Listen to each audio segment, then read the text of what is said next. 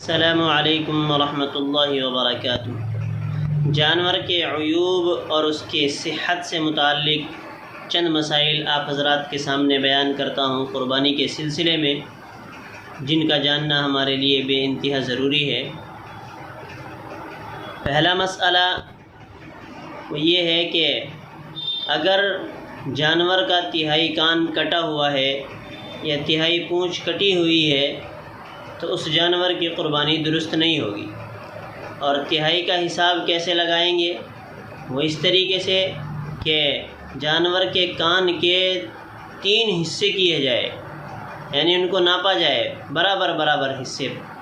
اسی طریقے سے پونچھ کے 3 برابر حصے کیے جائے۔ اگر ان میں سے ایک حصے کے برابر وہ دم کٹی ہوئی ہے یا کان کٹا ہوا ہے تو اس جانور کی قربانی درست نہیں ہوگی،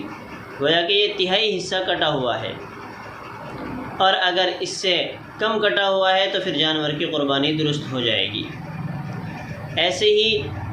جانور لنگڑا ہے اور لنگڑا ہونے کی وجہ سے وہ ایک پیر کو اٹھا کر کے چلتا ہے، اس پیر کو بالکل بھی ٹیکتا نہیں ہے، تو پھر اس جانور کی قربانی درست نہیں ہوگی۔ اور اگر چوتھے پیر کو بھی ٹیک کر کے چلتا ہے، سہارا لیتا ہے اس سے، تو پھر جانور کی قربانی کرنا درست ہو جائے گی۔ جانور کا سینگ اور سینگ کے اوپر ایک کھول ہوتا ہے،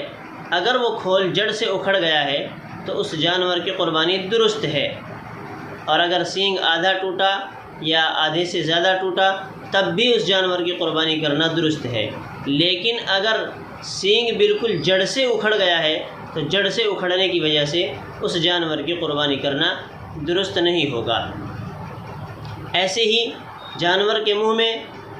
زیادہ دانت ٹوٹ گئے ہیں اور تھوڑے دانت باقی ہے تو پھر اس جانور کی قربانی بھی درست نہیں ہوگی۔ اور اگر زیادہ دانت منہ میں باقی ہے اور تھوڑے ٹوٹے ہیں تو پھر اس جانور کی قربانی درست ہو جائے گی۔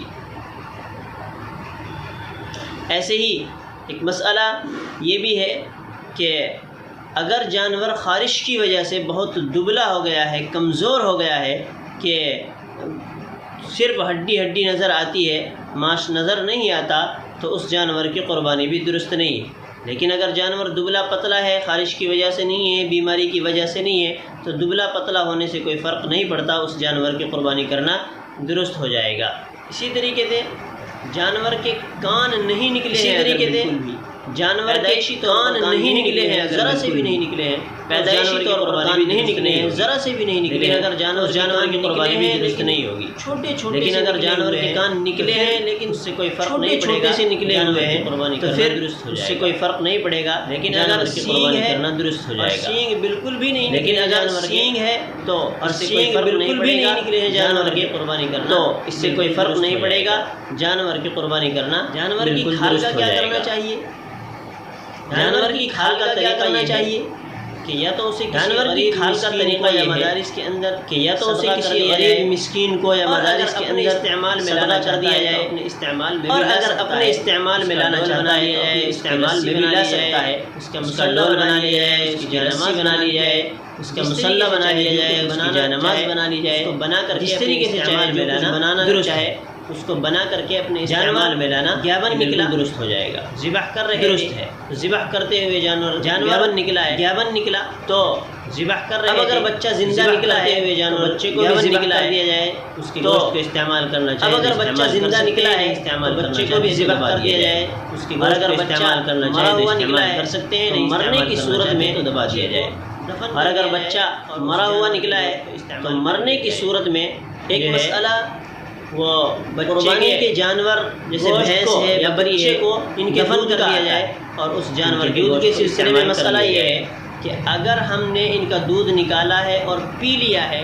تو جو جتنا بھی پیا ہے اس کی مقدار قربانی کے جانور صدقہ کر بھینس ہے، بکری ہے، ان کے دودھ کا آتا ہے، اس کی مقدار روپیہ جو ہے کے سلسلے میں مسئلہ یہ ہے، ورنہ تو ہم نے ان کا دودھ نکالا ہے اور پی لیا ہے، ہم نکالیں گے تو جو جتنا بھی پیا ہے اسی غریب مسکین کو صدقہ کر دیا جائے کسی غریب مسکین کو اس کی مقدار روپیہ اگر کسی نے صدقہ کر قربانی کے لیے جانور خریدا تھا اس کے دودھ کو قربانی سے پہلے جتنا دودھ ہم نکالیں گے مصیبت کی وجہ سے نکال کر کے وہ جانور مر گیا ہے تو اگر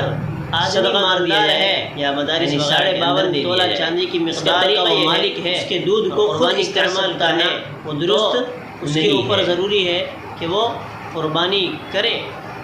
دوسرا جانور لے اگر کسی نے قیمت میں آنے کے لیے جانور خریدا ہے چاہے برابر قیمت قربانی سے پہلے دوسرا جانور آفت خرید کر کے مصیبت کی وجہ سے حصہ لے کر وہ جانور مر گیا ہے قربانی کر لے۔ لیکن اگر کوئی غریب شخص ہے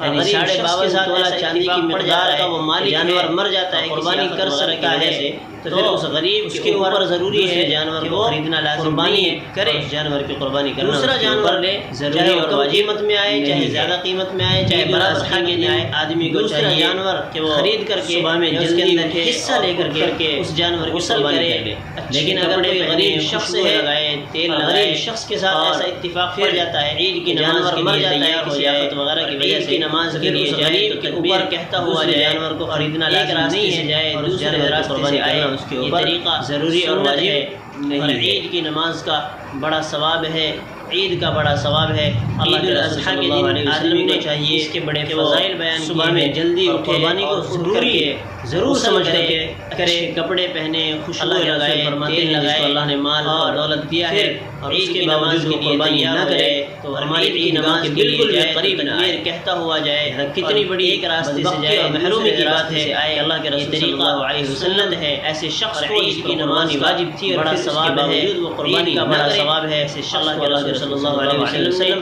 اس کے بڑے فضائل بیان کیے ہیں فرما رہے ہیں قربانی کو ضروری لہذا ضرور سمجھ کر کے ضرور کرے۔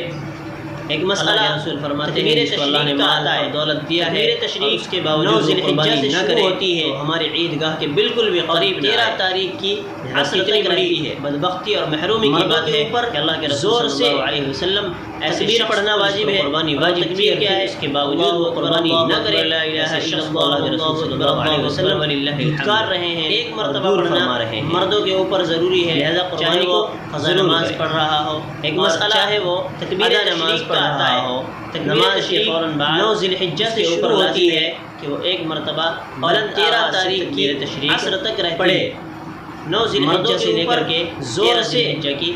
عصر تکبیر پڑھنا واجب ہے اور وہ تکبیر کے آہستہ پڑھنا یہ واجب ہے اور گھروں کے اندر نماز پڑھ کر کے آہستہ آواز کے ساتھ پڑھنا آہستہ مردوں کے اوپر ضروری ہے تکبیر تشریق پڑھے قضا نماز پڑھ رہا ہو اور چاہے وہ ادا نماز پڑھ